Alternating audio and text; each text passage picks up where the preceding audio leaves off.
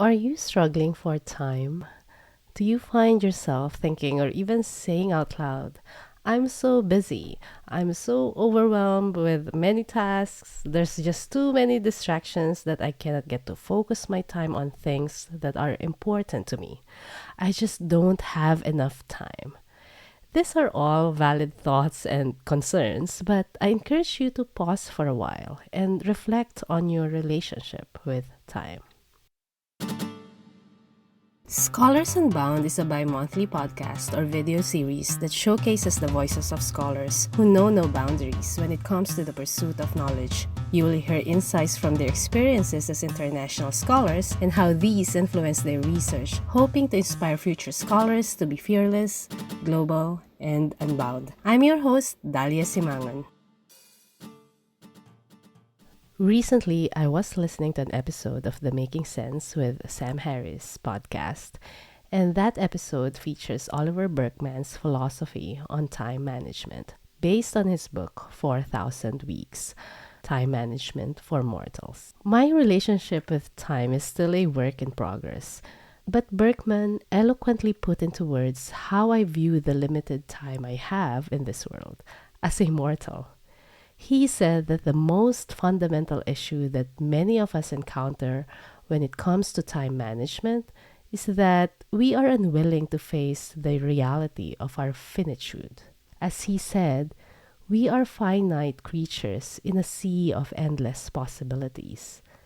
And to accept our finitude amidst an infinite time is empowering. At first, it seems powerless to think that I cannot get everything done, that I will never ever get everything done because once I have some stuff done, I will aspire to do some other stuff that need to be done. But this recognition of my finitude, this makes whatever I choose to do with my time more meaningful. Instead of my time being controlled by the invisible hands of tasks, obligations, and deadlines, I take back my time by choosing how I spend it and be okay with the fact that once I choose something, there will be other things that I had to let go. And as an existentialist would say, even the choice of not choosing at all also matters.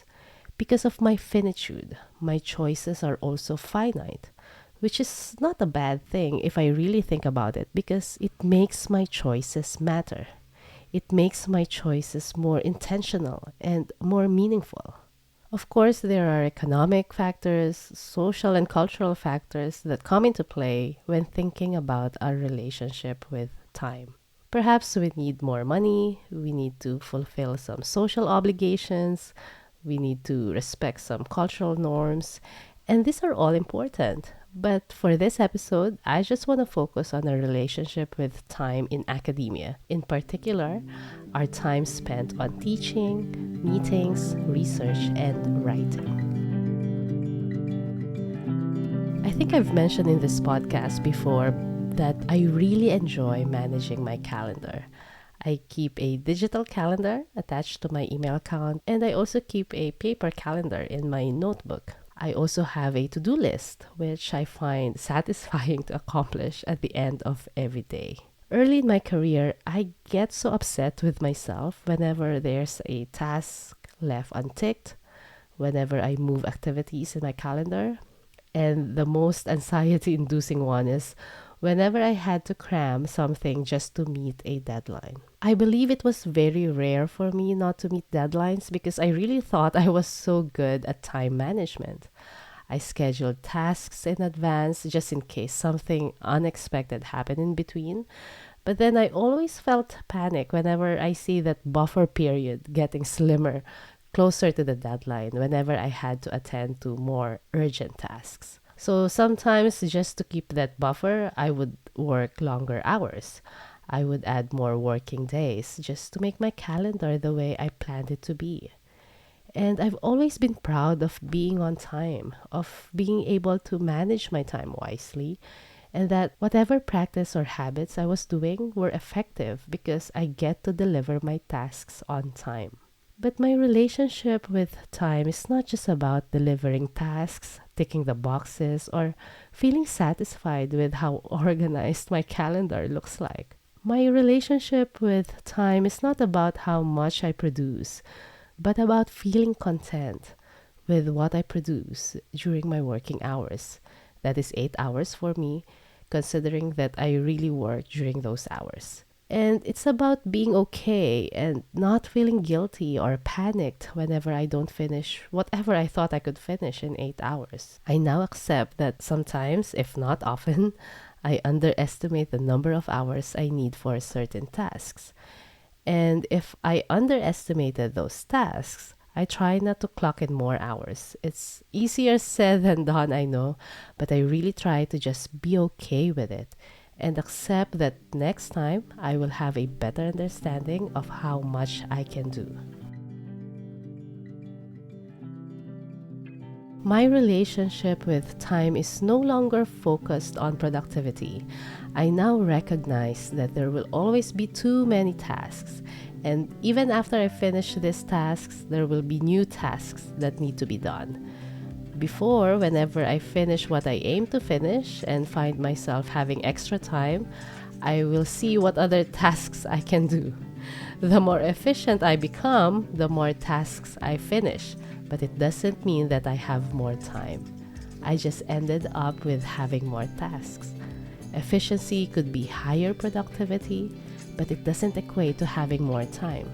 Time is constant and infinite, but I am not. And that means accepting what I cannot do with the limited time I have and celebrating what I chose to do among the choices I am fortunate to choose in this sea of endless possibilities. Flipping through my calendar in my notebook, I see that my teaching term is about to end, and finally, I will have more time to focus on my research and writing, 2 months to focus on what I love most about being a scholar. And the past 3 months look really chaotic on paper. I see all the erasures of tasks that I move to the following days or weeks. I also see some days with scribbles spilling out of the margins. But these are reflections of the changes I made in my schedule, of the tasks I haven't completed yet, and most importantly, a reflection of my flexibility. Instead of obsessing with productivity and efficiency, my relationship with time is now about flexibility and humility. I am thankful for all the opportunities, the chances to work on important projects, and to collaborate with brilliant scholars. I am thankful for the opportunities I took, and for those that I didn't, I'm still thankful for them. Because of them, I learned to appreciate more the value of the work I do. Work that is really valuable because I took the time to work on them, because I chose them. And that in itself is empowering.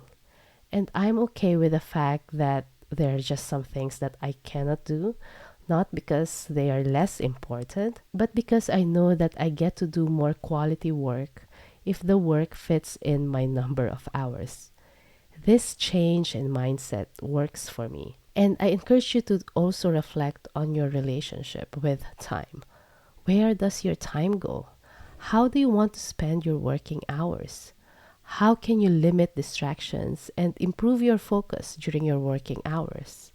How can you minimize the dissatisfaction with the work that you don't like and maximize the joy out of the work that you really like? What parts of your schedule you can change and what tasks can be flexible? What deadlines can you push back and how urgent really are your urgent tasks? I understand that it's difficult to take control of our time, but it's easy to control what we fill in our time. By recognizing our finitude, by accepting that we cannot do everything, by valuing those that we can do, these are the first steps for taking over our time instead of work taking over our lives.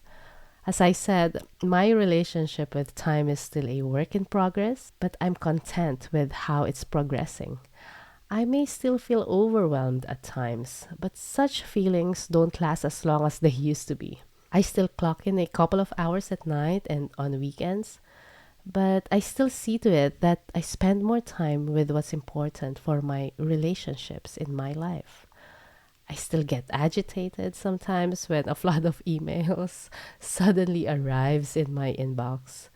But I no longer try answering those emails beyond my working hours. With these little tweaks in my work, I feel less distracted, more motivated, and overall content. After all, my relationship with time is a reflection of my relationship with myself. Thank you for listening to this episode. Please consider leaving a comment or rating at iTunes or any of your preferred podcast hosting platforms. For details about upcoming episodes and how to support the Scholars Unbound project, visit daliasimangan.com/scholars unbound with the link in our show notes.